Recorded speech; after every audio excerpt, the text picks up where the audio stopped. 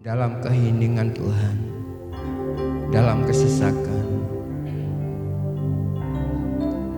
Kami punya Allah yang hidup, yang memberikan kelegaan di dalam hati kami, Tuhan.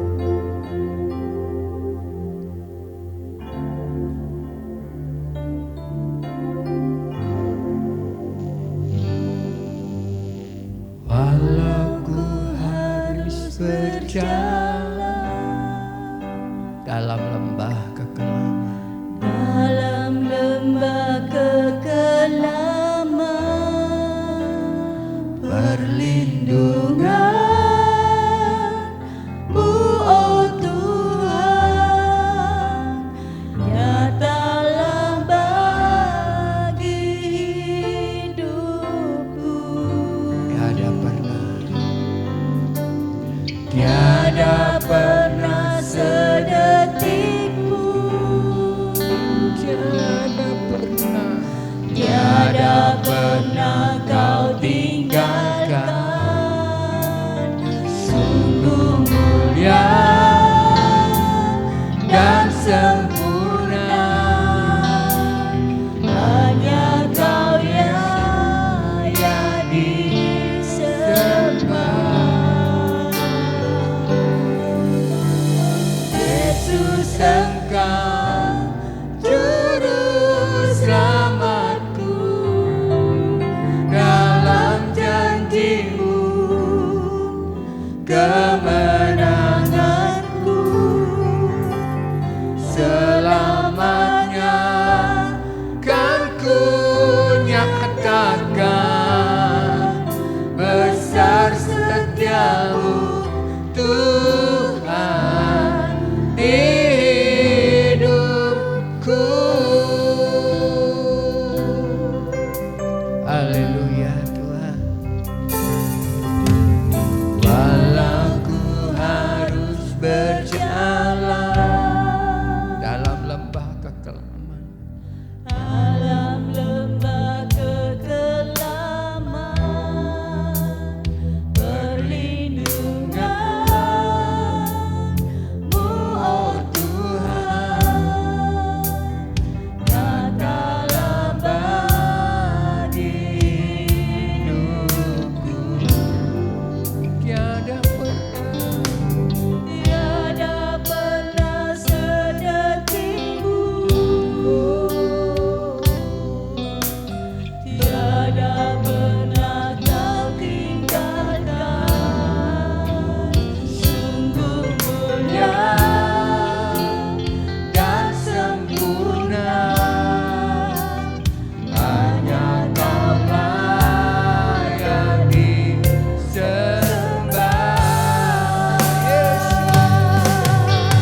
Yesus, Engkau Juru selamatku, dalam janji-Mu kemenanganku. Selamanya kan ku nyatakan besar setiamu Tuhan. Yesus, Engkau juru selamatku. Mari waktu saya serahkan kepada Allah dan kemenanganku. Selamanya kan ku nyatakan besar setiamu Tuhan. Yesus, Engkau juru selamatku, dalam janji-Mu kemenanganku.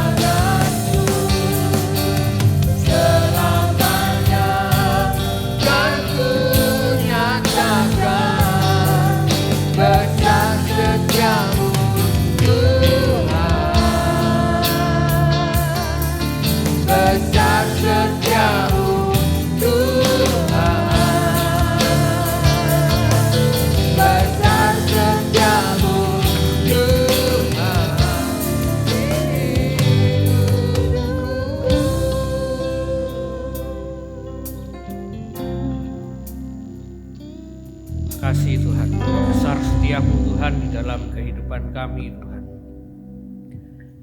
Kami sungguh sukacita Tuhan karena kami punya Allah yang setia, yang hidup, yang berdaulat di dalam kehidupan kami Tuhan. Sehingga kami tidak perlu takut menghadapi kehidupan kami. Kami tidak perlu menyerah menghadapi segala keadaan yang akan kami lewati Tuhan. Kami percaya bersama-sama dengan Tuhan dan bersama dengan seisi rumah kami Tuhan, kami akan hidup seturut dengan kehendak Tuhan. Terima kasih Tuhan, terpujilah namamu, hanya di dalam nama Tuhan Yesus kami berdoa. Amin. Shalom. Puji Tuhan, saudara, kita boleh bersama-sama kembali beribadah. Dan pagi hari ini Bapak Gembala sedang ada layanan di Lumajang. Oke, kita akan masuk dalam firman Tuhan yang seperti tema mengapa keluarga. Dan kita perlu bertanya-tanya, kenapa Tuhan harus ada keluarga? Apa urgensinya dan apa pentingnya? Ketika Tuhan menciptakan seluruh isi dunia ini, Tuhan menyerahkan seisi dunia ini untuk berkuasa dan menaklukkannya kepada keluarga, Bapak Ibu Saudara. Dan ketika saya baca soal penciptaan ini, saya bertanya-tanya, kenapa keluarga? Kenapa Tuhan tidak mendirikan sebuah perusahaan untuk kelola isi dunia ini? Tentu jauh lebih bagus kalau Tuhan mendirikan sebuah perusahaan. Atau seisi dunia ini berjalan dengan otomatis gitu ya. Bisa aja Tuhan bikin gitu. Lalu kenapa Tuhan tidak mendirikan suatu sekte atau satu agama untuk kelola ini bumi gitu ya? Ternyata Tuhan ciptakan sebuah keluarga. Kenapa? Apa pentingnya untuk sebuah keluarga mengelola isi dunia ini? Bahkan kita semua dilahirkan dari keluarga. Walaupun mungkin ada yang orang ketika lahir dia tidak tahu siapa keluarganya. Ada orang yang lahir tahu keluarganya, tapi keluarganya tidak mau tahu tentang dia. Kenapa harus ada keluarga? Ya, kita perlu bertanya-tanya soal ini ya. Karena aneh ya, Tuhan menciptakan sebuah keluarga untuk mengelola, menaklukkan dunia ini lewat keluarga. Dan bagi Tuhan begitu penting ya memang keluarga ini, karena Dia menggambarkan hubungan kita dengan Dia sebagai keluarga. Bapak dan anak, mempelai, itu keluarga. Kenapa keluarga? Nah, yang belum berkeluarga mungkin merasa tidak penting ini ya. Ya, yang belum berkeluarga kita ini calon gitu ya, calon punya keluarga ya. Makanya segera temukan sumur terdekat gitu ya, yang tidak laku-laku. Karena disitulah tersimpan jodoh gitu ya. Nah, Bapak Ibu Saudara ya, Tuhan itu punya rencana yang agung dan besar, yaitu menjadikan semua bangsa itu murid. Dimulai dari Yudea, Yerusalem, kemudian Yudea, kemudian Samaria. Nah, Yerusalem ini apa? Yerusalem inilah konteks keluarga. Murid-murid pada saat itu mereka adalah orang-orang Israel. Dan Yerusalem adalah keluarga mereka sendiri. Kan itu antar suku ya, satu keluarga Mas ya. Jadi Tuhan itu punya rencana yang begitu besar, dimulai dari keluarga sampai Yudea, Samaria, ujung bumi. Nah, tetapi hidup ini bukan sekedar percaya, tapi jadi murid. Kalau cuma percaya Bapak Ibu Saudara, setan itu juga percaya. Yakobus 2 ayat 19, engkau percaya bahwa hanya ada satu Allah, itu baik. Tapi setan pun juga percaya. Kalau kita cuma percaya Yesus selesai, maka sebenarnya yang lebih layak masuk bumi baru dan langit yang baru itu setan, Bapak Ibu Saudara. Banyak orang tidak percaya Tuhan. Bahkan orang duduk di gereja bisa tidak percaya dengan Tuhan. Bisa aja Bapak Ibu Saudara. Mungkin ke gerejanya terpaksa, entah apapun alasannya. Karena hidup ini bukan cuma sekedar percaya, oh Tuhan itu ada, Yesus itu Tuhan. Enggak, tapi jadi murid. Karena kalau cuma percaya ya kita kalah sama setan. Setan pada mulanya pernah hidup bersama-sama dengan Tuhan. Kita belum tahu Bapak Ibu Saudara. Bentuk dan rupanya Tuhan kita tidak pernah bisa bayangkan seperti apa. Setan pernah dan setan tahu itu dan setan percaya hal itu. Dan ini merupakan rahasia yang besar ya, tentang keluarga ini. Efesus 5 ayat 32 itu banyak cerita ayat-ayat di atasnya tentang keluarga. Hai suami, hai istri, hai anak-anak. Paulus katakan rahasia ini besar gitu ya. Nah karena rahasia ini besar, iblis berusaha menghancurkan yang namanya rencana besar Tuhan, dimulai dari keluarga orang-orang percaya. Dimulai dari situ Bapak Ibu Saudara. Kalau mungkin Bapak Ibu Saudara dulu pernah di dalam dunia kegelapan, nakal, ya, hidup seenaknya sendiri, rasanya masalah itu hampir tidak ada Bapak Ibu Saudara. Betul apa betul? Betul. Sepertinya hidup itu enak gitu ya. Dulu waktu saya nakal tidak pernah mikir Bapak Ibu Saudara. Waktu masih kuliah begitu nakalnya uang habis itu tidak pernah bingung. Karena punya teman yang sangat bisa menopang gitu ya. Tapi ketika ikut Tuhan bingung Bapak Ibu Saudara. Makan besok gimana? Cukup enggak ya? Nyekolahin anak nanti gimana? Bisa enggak besarin anak? Dulu enggak pernah mikir itu. Belum lagi punya begitu banyak masalah yang kita hadapi sama-sama. Ikut Tuhan kok jadi punya banyak masalah. Karena dulu waktu kita enggak ikut Tuhan, iblis itu teman kita Bapak Ibu Saudara. Ini teman ini enggak bisa diganggu ini, kan gitu. Tapi ketika ikut Tuhan, nah ini musuh ini. Nah, kita akan lihat Bapak Ibu Saudara, apa rencana Tuhan atas keluarga. Kita lihat bagaimana Tuhan merancang keluarga pertama dan rancangan pertama Tuhan bagi keluarga. Nah, kita akan belajar dari Kejadian pasal yang pertama ayat 26 sampai yang ke-28 ya. Saya akan membagikan 3 poin yang kita akan pelajari pagi hari ini.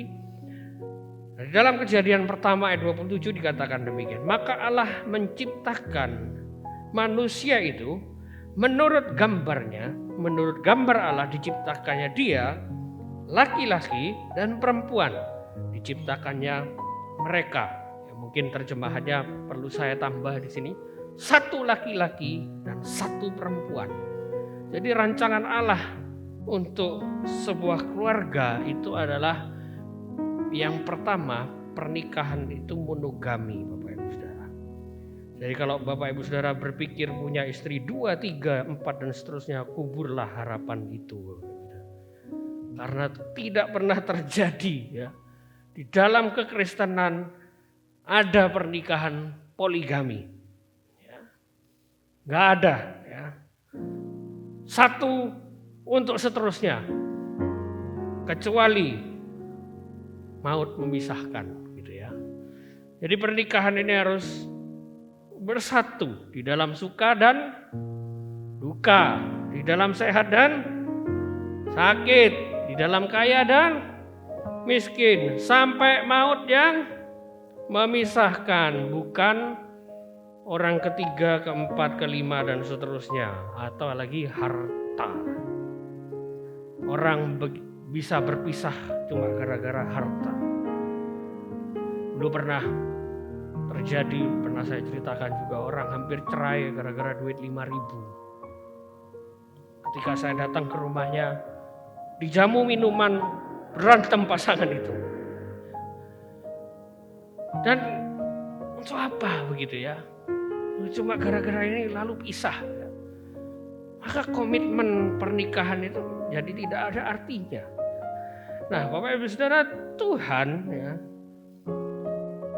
ketika Tuhan berfirman di dalam Kejadian 1 ayat 27 yang kita baca tadi, ada satu peristiwa yang unik, yang berbeda dari biasanya ketika Tuhan pertama kali menciptakan langit dan bumi. Terang, binatang, tumbuhan langsung jadi. Tapi ketika Tuhan bilang, ini ada manusia, laki-laki dan perempuan, mereka akan dipersatukan, menaklukkan bumi. Manusianya belum bisa menaklukkan bumi. Manusianya belum bisa cari ikan sendiri. Adam belum tahu gimana caranya untuk mengusahakan taman, belum tahu. Adam belum tahu gimana panen duren, belum tahu Bapak Ibu Saudara. Adam belum tahu gimana caranya nambang emas karena Hawa tidak pernah minta cincin kawin Bapak Ibu Saudara. Belum tahu, belum terjadi semuanya. Belum ada itu semua. Pertama kalinya Tuhan berfirman tapi tidak langsung jadi Bapak Ibu. Artinya apa? Artinya Tuhan sedang naruh potensi yang besar di dalam sebuah pernikahan. Potensi yang begitu besar Tuhan titipkan di dalam sebuah pernikahan. Yang akan nantinya potensi ini bisa terjadi ketika pernikahan itu terjadi sesuai dengan kehendak Tuhan. Nah, iblis tidak suka ini. Iblis paling benci rencananya Tuhan. Dia paling ingin untuk menghancurkan rencana ini. Dan firman Tuhan bilang, pencuri iblis ya, datang hanya untuk mencuri, membunuh, dan membinasakan. Banyak kejadian-kejadian kita lihat di sekitar kita, bahkan di sosial media. Banyak terjadi, iblis merusak pernikahan, merusak keluarga dengan poligami. Oh, enggak apa-apa poligami, Kristen boleh bercerai, boleh nikah lagi gitu ya. Terus ada juga yang baru-baru ini tren menikah dengan diri sendiri Bapak Ibu Saudara. Itu ada, saya bingung gimana menikah dengan diri sendiri itu gimana? Janjinya gimana terus gitu ya? Dengan perselingkuhan. Wah ini Bapak Ibu Saudara. Beberapa waktu lalu ada yang chatting saya. Dilihat dari profilnya, dia seorang model Bapak Ibu Saudara. Tanya, pengen kenalan. Halo ku, boleh kenalan? Nah, saya tidak masalah, mungkin dia melihat saya sebagai pendeta begitu ya. Karena foto profil saya itu ada istri dan anak gitu Bapak Ibu Saudara. Tanya dari mana, pernah enggak ke tempat, ke kotanya dia gitu ya. Dan buru-buru saya akhiri gitu ya. Itu saya balasnya begitu lama karena ini bahaya ini gitu ya. Dan terakhir ketika dia tanya, Koko sedang apa? Wah ini ngapain tanya Koko sedang apa? Begitu ya. Nggak kenal, baru kenal. Disitulah terputus gitu ya. Nggak perlu dilanjutkan. Ini bahaya gitu ya. Dan banyak kejadian-kejadian di luar sana tentang perselingkuhan, perzinahan. Belum lagi yang namanya LGBT. Itu panjang ya, LGBTQIAAP+ gitu ya Bapak. Apa itu? Wah saya juga baca itu, kok ada ya orang model seperti ini Bapak Ibu Saudara. Dia belum menentukan laki-laki atau perempuan. Ada Bapak Ibu Saudara. Atau orientasi seksualnya terserah dia sesuka-sukanya. Ada seperti itu Bapak Ibu Saudara. Memang dunianya seperti itu. Dan jangan kaget kalau suatu saatnya mungkin anak kita yang mengalami itu. Karena ini ada di sekitar kita Bapak Ibu Saudara. Di sekitar saya ada beberapa orang yang seperti itu gitu ya. Dan ada yang konseling juga ya, dengan saya. Ada yang konseling dan begitu memilukan, kasusnya begitu berat untuk dihadapi. Kenapa dia bisa seperti itu? Karena masalah dengan keluarga. Masalah rata-rata LGBT dengan keluarga. Akhirnya apa? Ketika LGBT ini ada, nggak bisa punya anak Bapak Ibu Saudara. Ya pekerjaan iblis ini membunuh, membinasakan. Nggak ada keturunan. Bagaimana caranya menghasilkan keturunan? Nggak bisa. Lalu ada juga paham yang berkata child free. Nggak perlu punya anak. Begitu ya. Memang ini debatable gitu ya. Bisa diperdebatkan. Tapi Tuhan tidak pernah mengatakan kau nggak usah punya anak. Tuhan taruh potensi yang besar di dalam pernikahan. Engkau akan memenuhi bumi. Kenapa punya anak itu penting? Karena dengan begitu makin banyak orang percaya kepada Tuhan.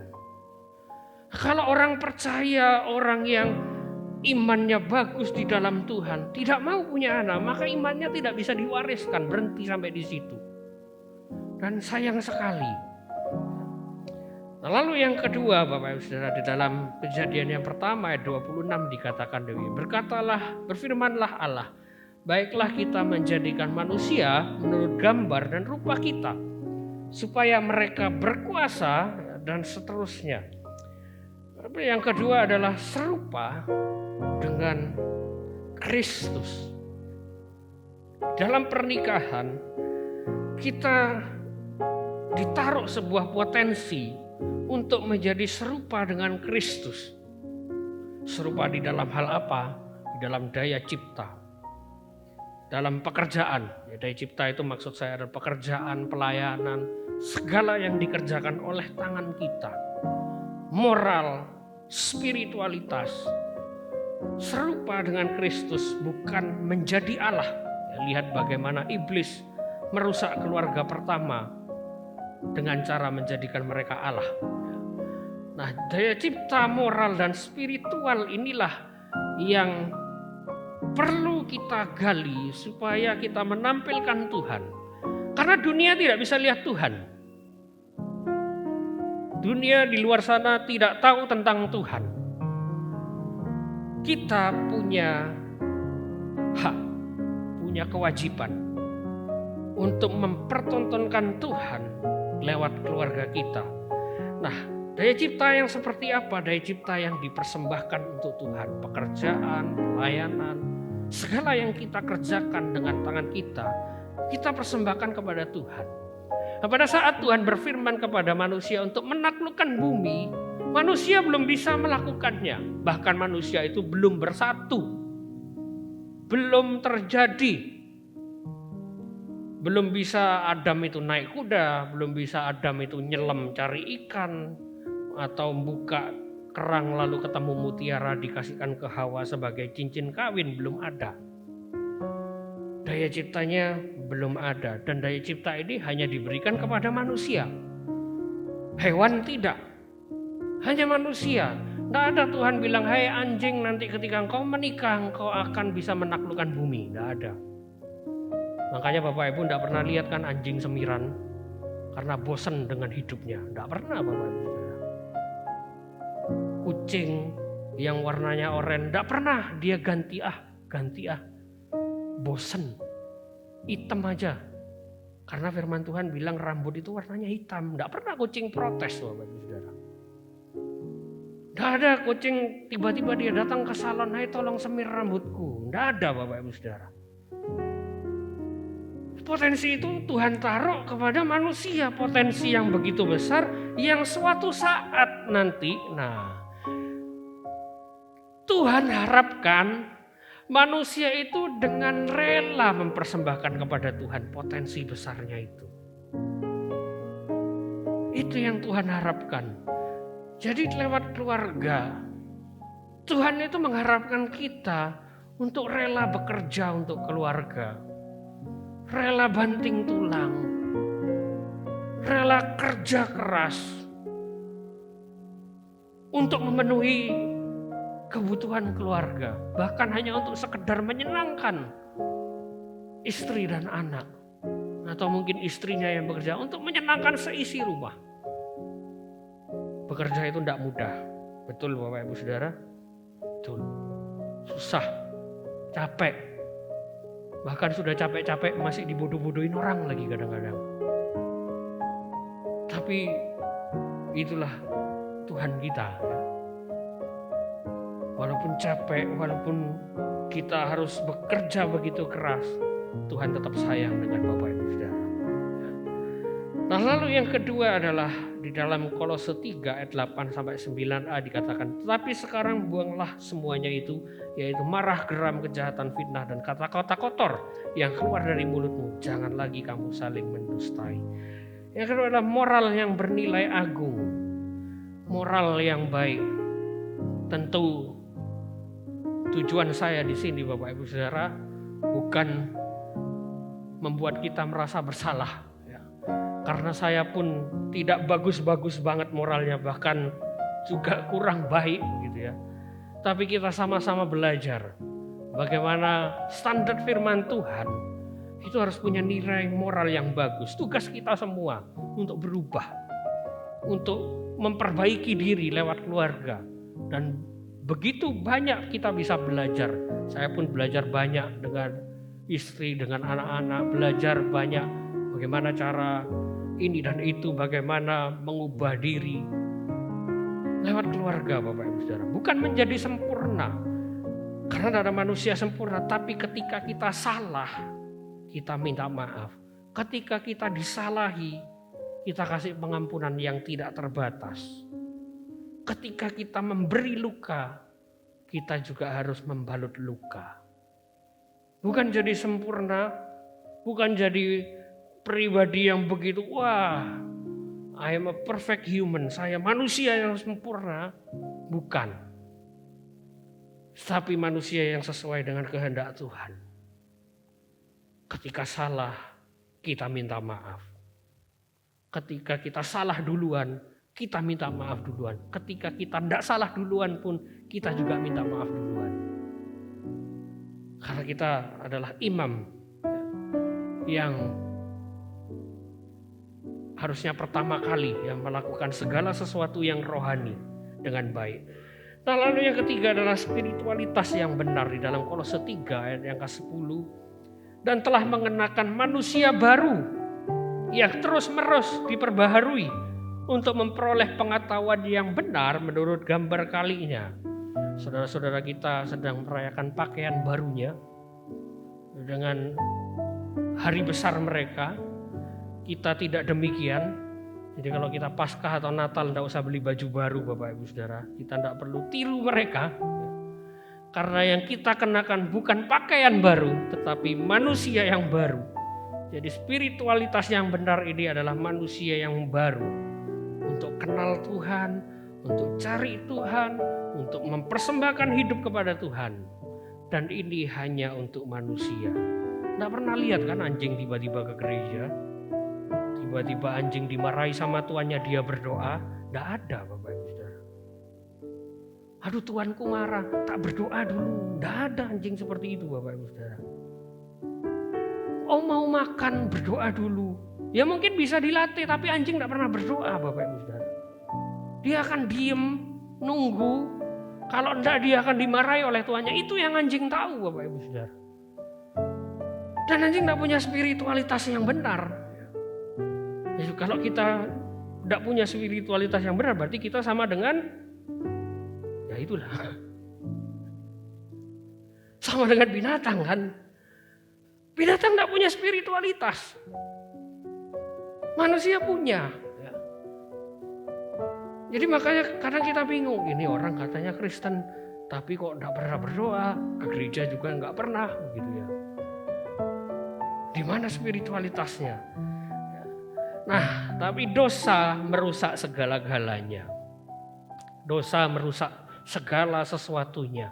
Orang jadi bekerja untuk dirinya sendiri. Orang tidak punya moral yang baik, lebih suka moral yang jahat. Orang tidak mau peduli dengan hal-hal yang spiritual. Dosa merusak segalanya. Dosa menghancurkan segalanya, tapi kita punya Tuhan yang hidup, yang sudah mati bagi kita, yang mengembalikan kita ke rancangan semula. Makanya firman Tuhan bilang, kamu telah menanggalkan manusia lama serta kelakuannya dan telah mengenakan manusia baru yang terus-menerus diperbaharui. Karena kita punya Tuhan yang sudah mati bagi kita. Amin. Makanya kita bisa mengenakan manusia yang baru, yang terus-menerus diperbaharui. Oh, katanya Kristen, kenapa tidak sempurna? Ya karena jadi Kristen bukan jadi sempurna.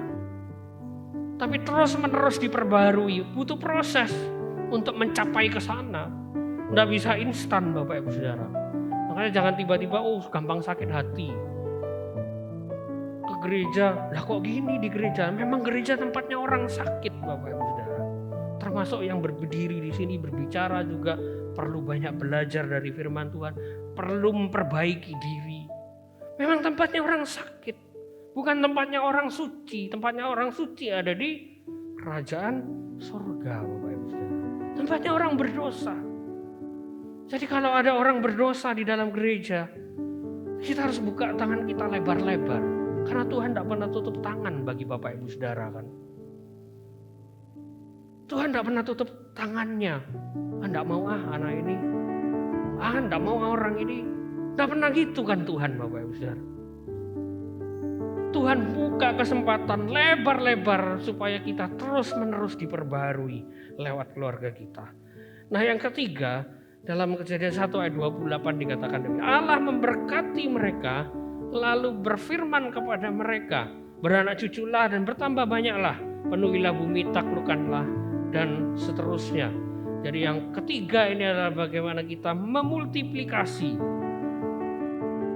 Oh, saya belum menikah, ini tidak penting poin ini. Ya. Tidak harus menikah. Hati-hati jangan ditafsirkan terlalu berlebihan ini Bapak. Maksudnya tidak harus menikah itu kita bisa jadi bagian. Berpartisipasi, melayani di gereja, melayani di luar untuk jadi orang tua buat orang lain. Karena ada banyak orang tua yang tidak berfungsi sebagaimana mestinya. Ada banyak Bapak Ibu Saudara. Anak-anak remaja yang saya lain banyak mengalami, papaku tidak ada gunanya kok. Kenapa kok tidak cerai aja? Pertanyaan mereka seperti itu loh Bapak Ibu Saudara. Papaku ini ya kayak batang uripku, mayat hidup. Tidak ada gunanya, boleh tidak aku nyuruh mamaku cerai? Bayangin Bapak Ibu Saudara. Pertanyaannya seperti itu. Waduh, kok sudah mikirnya sampai sana? Artinya ada orang tua yang tidak berfungsi sebagaimana mestinya. Kita bisa ambil alih peran itu walaupun terbatas. Tapi setidaknya kita bisa punya kontribusi. Peduli dengan generasi berikutnya, dengan generasi yang sesama kita. Peduli dengan orang lain. Supaya apa? Supaya rencana Tuhan lewat keluarga ini bisa terus berjalan. Jadi pelayanan generasi itu begitu penting. Pelayanan remaja, anak-anak itu sangat penting. Saya kasih fakta yang begitu mengejutkan. Kalau minggu tidak ada yang main musik, tidak ada yang nyanyi, ibadah bisa jalan tidak? Bisa. Sangat bisa. Gereja mula-mula tidak ada bandnya. Tidak ada main drum, tidak ada Bapak. Bisa jalan tidak? Jalan. Tidak ada yang terima tamu, jalan tidak? Jalan. Tidak ada yang mungut persembahan, jalan tidak? Jalan. Gereja mula-mula tidak butuh ini semua. Tidak ada speaker, jalan tidak? Jalan. bahkan tidak ada pemberita firman, sangat bisa jalan. Gereja mula-mula tidak butuh ini semua. Mereka cuma berbagi, kesaksian hidup, selesai. Berbagi. Yang tua dengan yang muda dengan yang tua. Mereka berbagi, selesai. Tidak butuh ini semua Bapak Ibu Saudara. Bisa jalan. Kalau saya teruskan listnya ini bisa panjang. Yang tidak perlu, tidak penting ini banyak Bapak Ibu Saudara. Bisa jalan gereja. Tapi tidak ada pelayanan anak-anak sama anak muda 5-10 tahun. Tutup gereja. Siapa yang meneruskan? Kita semua pasti mati. Betul? Betul, pasti mati. Adakah yang ingin hidup abadi? Saya tidak mau Bapak Ibu Saudara. Capek ya, kerja terus gitu ya, dimarah-marahin gitu ya. Capek ya. Dan ada penelitian dari Bilangan Research Center. Beberapa waktu lalu, tahun 2019 saya ikut seminarnya. 73% anak muda dari 4.000-an menyatakan sosok yang paling berjasa menuntun mereka terima Tuhan sebagai juru selamat adalah orang tua. Pendeta 10%. Ketika ikut seminar ini saya bilang puji Tuhan, PR saya dikit, cuma 10%. Haleluya. PR-nya orang tua masing-masing. Nah, itu penelitian. Dan ini nyata Bapak, ini pakai data loh, bukan awang-awang. Saya kasih data lagi. Anak ke gereja dalam 1 tahun dibina 208 jam. Untuk dibimbing tentang iman. 208 jam dalam 1 tahun.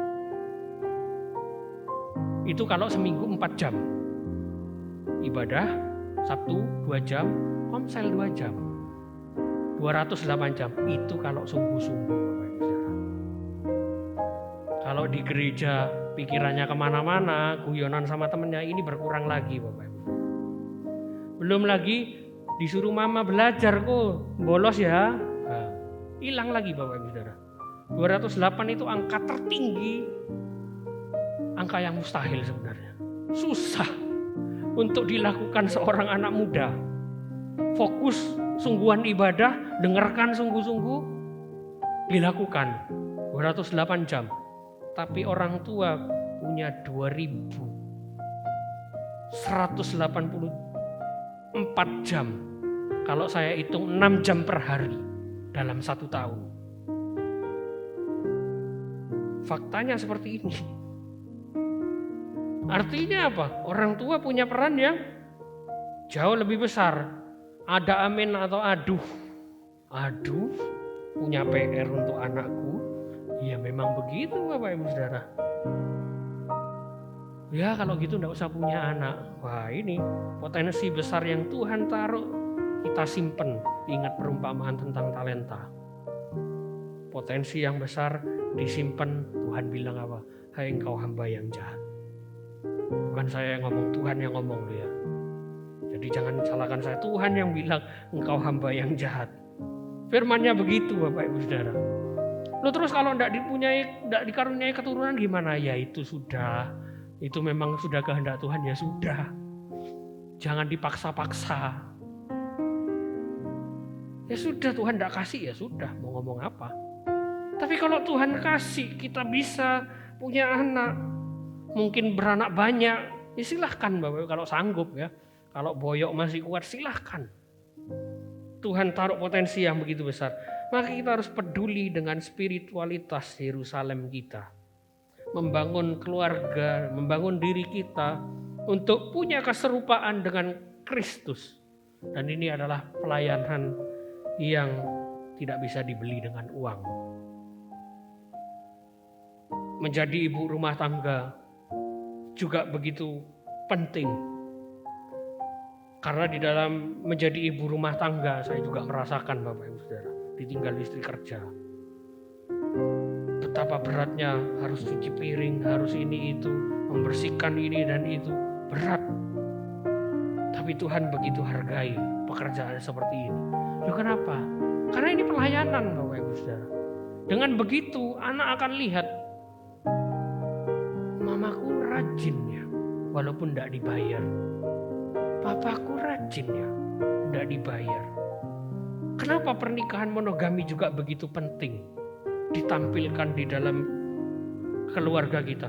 Supaya anak lihat, ini ada komitmen ya di dalam pernikahan ya. Sampai maut memisahkan. Di situ komitmen dilihat, terutama anak kita, untuk anak bisa lihat, papaku bisa ngampuni mama tanpa syarat. Walaupun mama cerewetnya minta ampun. Mamaku bisa ngampuni papa yang galak itu tanpa syarat. Kok masih bertahan? Tunjukkan Bapak Ibu Saudara bagi anak-anak kita, supaya iman itu juga harus diwariskan, supaya spiritualitas di Yerusalem kita itu juga bertumbuh. Jadi ayo kita peduli ya dengan spiritualitas dari Yerusalem kita.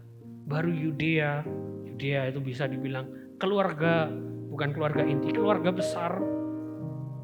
Samaria bisa dikatakan orang di luar keluarga. Ujung bumi orang yang mungkin tidak kita kenal, tapi prioritas pertama Yerusalem kita, keluarga kita. Karena Tuhan punya tujuan besar bagi bangsa ini. Jadi dengan memiliki keluarga yang baik atau menjadi keluarga yang baik, keluarga untuk orang lain mungkin, kita punya kontribusi yang besar untuk bangsa, untuk rencana besar Tuhan.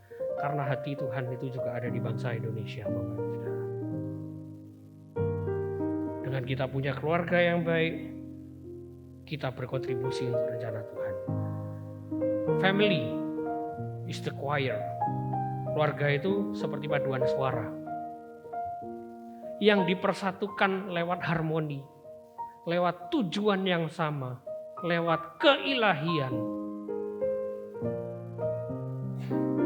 Kur kan begitu, harus harmoni kan, tidak mungkin satunya nyanyi kambing bembek, satunya nyanyi puji Tuhan haleluya.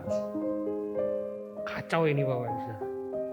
Tujuannya sama, entertain, menyatakan kasih Tuhan, menyatakan kemuliaan Tuhan dan keilahian. Bagaimana kita harus ngalah mungkin, kan tidak mungkin kur satunya kenceng, sak mau ku dewi nyanyi. Yang bass dikenceng, sak kenceng-kencengin, yang lainnya mendelep Bapak Ibu Saudara. Itu bukan kur, itu ando-andoro Bapak Ibu Saudara ya. Ayo kenceng sendiri. Yang satunya do, satunya re, terserah. Bukan begitu Bapak Ibu Saudara. Keluarga itu seperti kur, dan God is our audience. Tuhan yang akan melihat bagaimana keluarga kita bertumbuh, keluarga kita berjalan sesuai dengan rencana Tuhan, yang punya pernikahan yang baik, yang setia, yang penuh dengan komitmen, penuh dengan pengampunan, penuh dengan permintaan maaf, penuh dengan ucapan terima kasih. Lalu kehidupan keluarga yang serupa dengan Tuhan lewat apa yang kita kerjakan, kita persembahkan untuk Tuhan, bukan untuk diri kita sendiri. Lewat moral yang bagus, moral yang bernilai agung, lewat spiritualitas yang benar. Tuhan melihat bagaimana kita peduli dengan Yerusalem kita. Amin. Mari kita bangkit berdiri Bapak Ibu Saudara.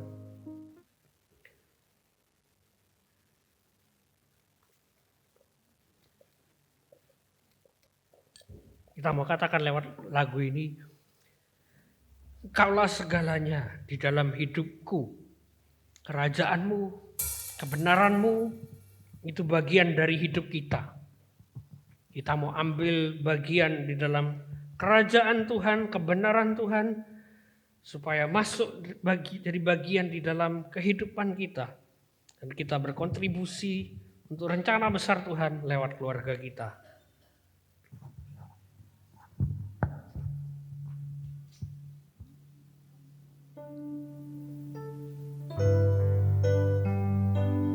Makasih Tuhan. Kau Bapa yang mengasihiku, kuasa-Mu Tuhan. Kuasa-Mu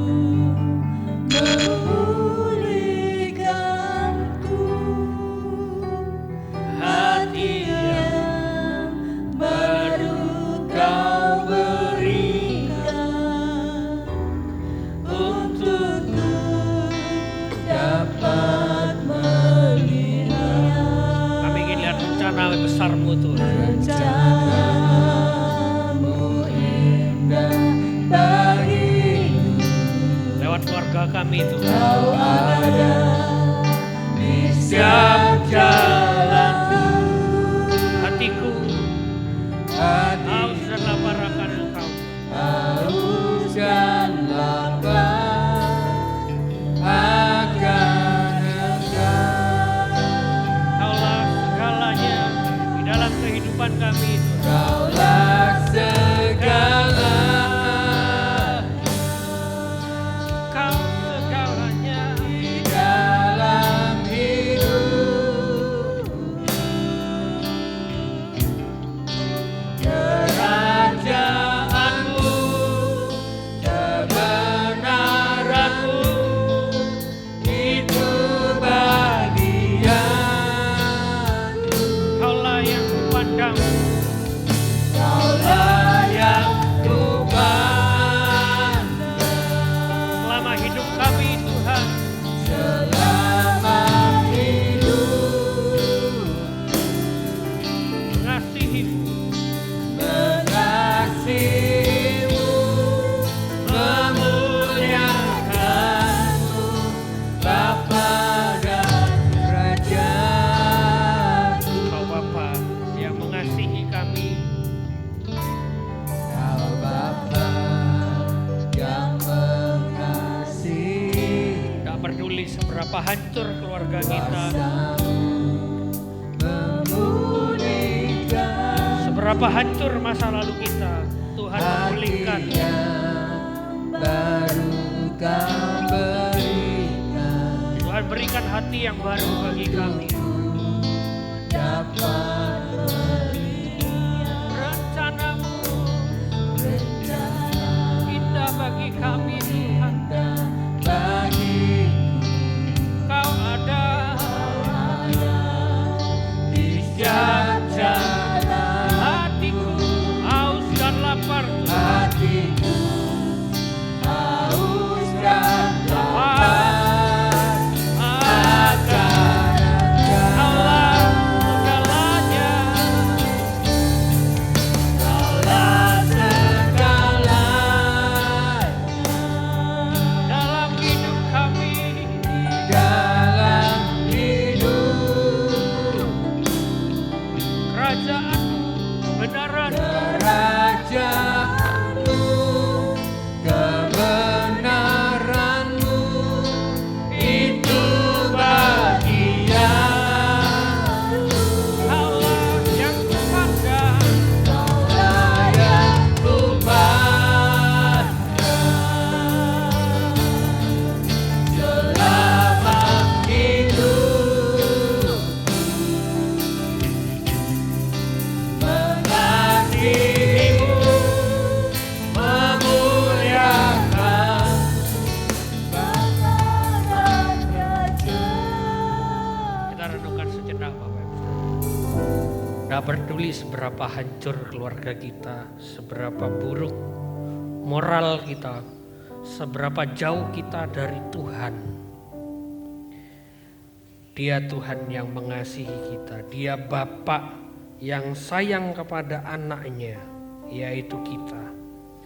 Dia juga Allah yang berkuasa, yang sanggup memulihkan keluarga kita, yang sanggup memulihkan kita, dan memberikan kita hati yang baru, manusia yang baru, yang terus-menerus diperbarui di dalam Tuhan Yesus Kristus, supaya kita bisa melihat rencana yang indah bagi kehidupan kita. Dan kita tidak sendiri.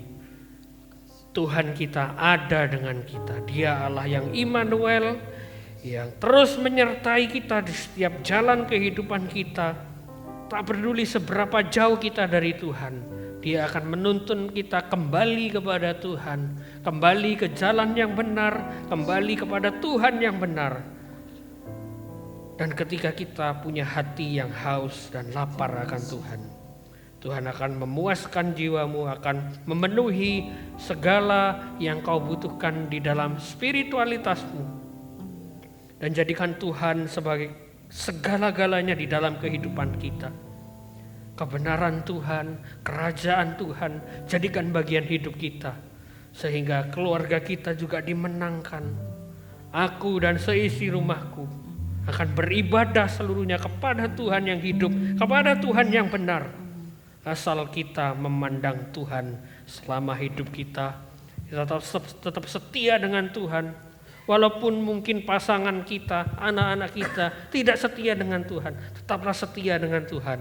Karena dengan begitu orang akan melihat Tuhan di dalam kehidupan kita. Kasihi Tuhan, muliakan Tuhan. Jadikan Dia satu-satunya juru selamat di dalam kehidupan kita, supaya orang bisa melihat bahwa ada Tuhan di dalam kehidupan kita. Kita mau jadikan Tuhan segala-galanya di dalam kehidupan kita. Kaulah segalanya,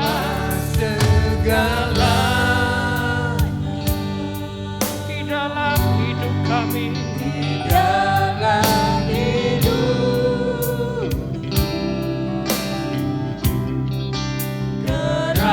Kerajaanmu, kebenaranmu, itu bagianmu. Kaulah yang kupandang, Kaulah segala selama hidup kami Tuhan. selama hidupku.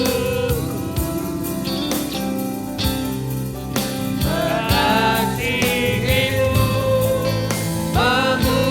memuliakanmu, Bapa dan Segalanya di Raja. dalam kehidupan kami.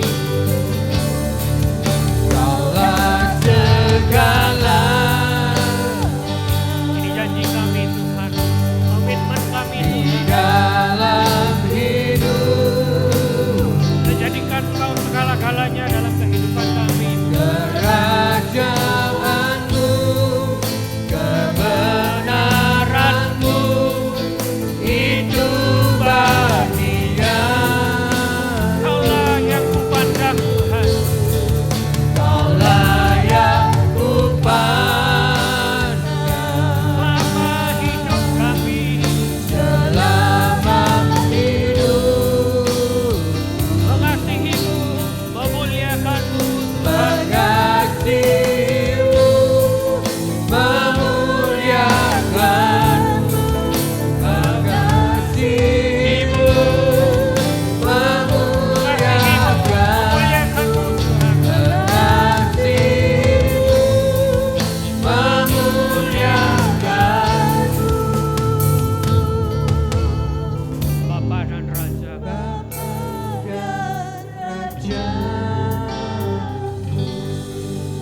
Kami bersyukur kepada Engkau ya Tuhan, Allah pencipta langit dan bumi dan segala isinya.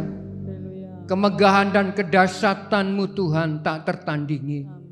Dan Engkau Allah yang dahsyat itu tinggal di tengah-tengah kami dan hidup bersama dengan kami ya Tuhan. Kelimpahan daripada Tuhan, penyertaan daripada Roh Kudus membungkus dalam kehidupan kami, menyertai di dalam kehidupan keluarga kami ya Tuhan, memberkati setiap kami ya Tuhan. Engkau yang senantiasa memberikan kekuatan bagi kami untuk kami cakap di dalam kami menanggung segala beban-beban kehidupan kami ya Tuhan. Tuhan, terima kasih hari ini. Biarlah kuasa-Mu tetap bekerja di dalam hidup kami ya Tuhan. Engkau yang dahsyat dan yang luar biasa akan membawa kehidupan kami untuk semakin bertumbuh di dalam iman percaya kami kepada Engkau ya Tuhan. Dalam kesesakan kami tidak sendiri, sebab kami punya Allah yang luar biasa di dalam Yesus Kristus. Terima kasih ya Tuhan. Biarlah Engkau sendiri memberkati setiap umat-Mu ya Tuhan. Yang sakit Engkau sembuhkan ya Tuhan. Yang susah Engkau hiburkan. Damai sejahtera yang daripada Tuhan bekerja di tengah-tengah kami ya Bapa. Terima kasih Tuhan. Di dalam nama Tuhan Yesus Kristus. Bapa kami yang di surga, dikuduskanlah nama-Mu. Datanglah kerajaan-Mu. Jadilah kehendak-Mu di bumi seperti di surga. Berikanlah kami pada hari ini makanan kami yang secukupnya. Dan ampunilah kami akan kesalahan kami, seperti kami juga mengampuni orang yang bersalah kepada kami. Dan janganlah membawa kami ke dalam pencobaan, tetapi bebaskanlah kami daripada yang jahat. karena Engkaulah yang mempunyai kerajaan, kuasa, dan kemuliaan sampai selama-lamanya. Mari kita memberkati kota di mana kita ada. Diberkatilah Indonesia. Amin. Diberkatilah dengan kedamaian. Amin. Diberkatilah dengan kesehatan. Amin. Diberkatilah dengan kesejahteraan. Amin. Diberkatilah dengan keamanan. Amin. Diberkatilah presiden dan para wakil-wakil di daerah-daerah. Amin. Diberkatilah anak-anak Tuhan di Probolinggo. Amin. Diberkatilah gereja-gereja Tuhan yang ada di Probolinggo. Amin.